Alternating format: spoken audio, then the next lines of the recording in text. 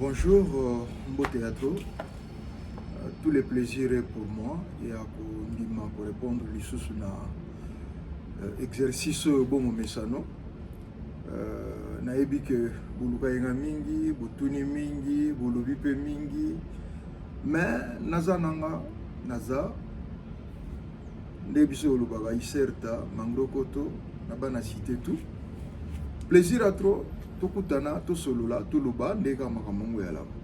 C'est vrai que ces derniers étapes d'activité à la mingi, il était quand même important pour la ngai, pour zonga risou devant bino, natina ko s'expliquer parce que bino nde, ma solo eza bino, soito zalaga eza bino, boulot to salaga eza bino. Oh nyonso biso to pona, c'est un choix. To pona to zala pona bino, c'est-à-dire alliance wana to ko ko isamote. Il faut ezalaka ka il faut umela na solo la ki yango na ba plateau mosusu bandeko basenga ki to solo la yango to solo la ki on esprit bien mais elle est quand même peu bien ba oyo bokoka kolanda biso na plateau wana te o kolanda ka biso na nzela ya biso moko bo comprendre ma solo ndenge za okende bomona ike ezalaki presque balai diplomatique ba misu ba comprenaki ba misu peut-être ba mona ki yango mabe pourquoi est-ce que tu peux cette opportunité wana na bandeko na biso basala yango. Moi je pense que ndé na loba ngo tango nyonso na changer discours te na ozalaka partisan so na zongi na Congo mais tango na libanda na ra congolais donc c'est-à-dire que pour moi c'est le drapeau congolais qui doit flotter pour nanga ezalaka mingi d'unité congolaise ba congolais ba se retrouver les a choix ou nga na sala les a nzelo nga na pona ou pekisanga te pardon parce que c'est vrai, nous avons eu à recevoir élus, certains députés, voire ministres, précisément à Ville à Kinshasa.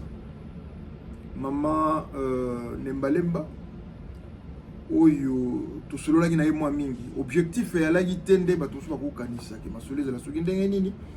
C'était vraiment un esprit à bien. Il y a mené pour apporter un plus dans le Ganabiso. Et c'est à quoi j'ai toujours appelé Bandegonanga Boana Diaspora que hormis tout ce que nous pouvons être, hormis tout ce que nous pouvons faire, il faut autant que au moins on a conscience que nous sommes les ambassadeurs. Tout ça, image en Ganabiso.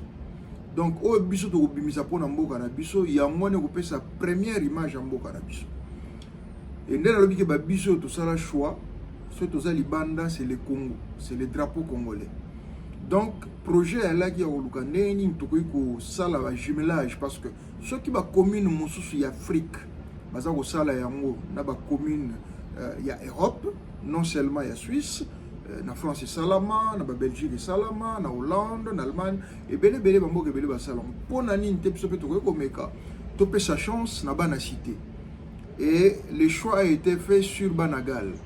Donc, on a c'est le Mbao, un jumelage dans le sens que total à quel niveau tu peux collaborer avec la commune et la commune Masolo, na ba commune et la côté Touta. Donc, tu penses qu'il y a Banagal, c'est le Mbao pourquoi? Parce que dans ce Mbao il y a un sanatorium. Bino tout au Nyon ça vraiment na qui n'est vraiment na cité, a un sanatorium et zanini. Na obete la Masolo na le lote mais boye bezani. Hôpital à Sana.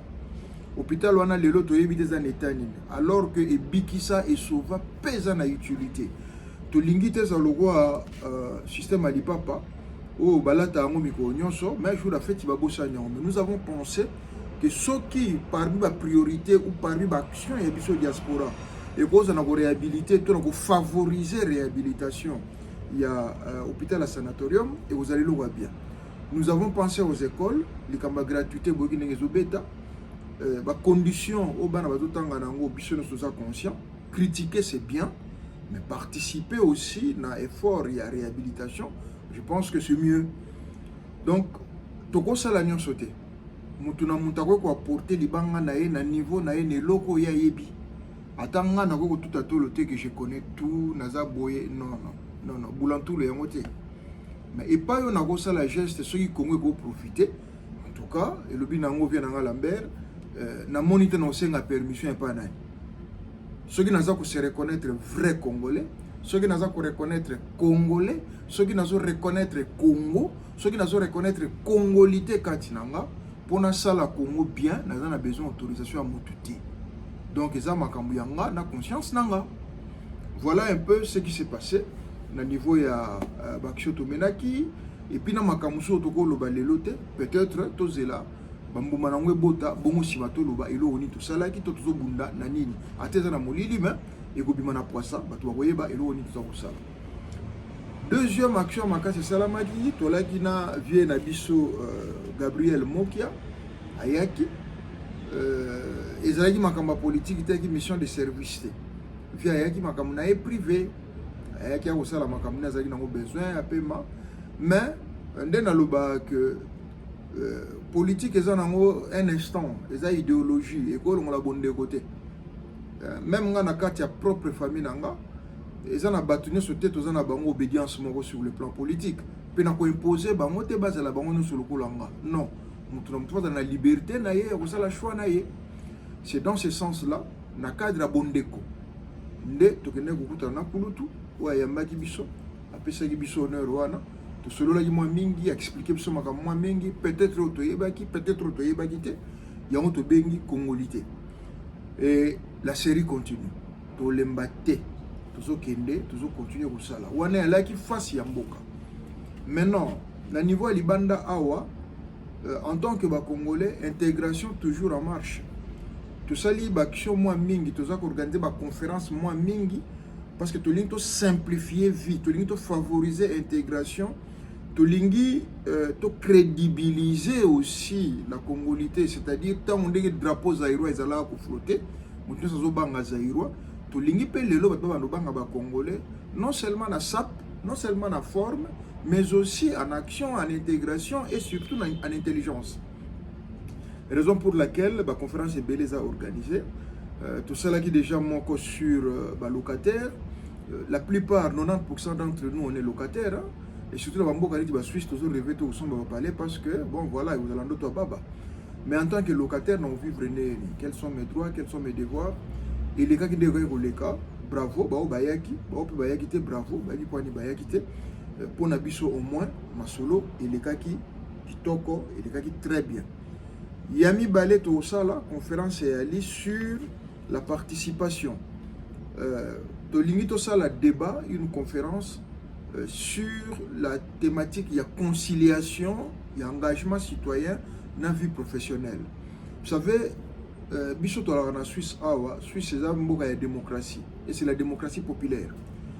Bah consulter le peuple, l'air nyons, décision nyons au mboge gozoa, il faut ça peuple moutapé ça qui a mon peuple mtandima qui a mon et avancé. Et je pense qu'arrivé à ça, tokoki ko louper opportunité ou anate, toko louper chance ou anate.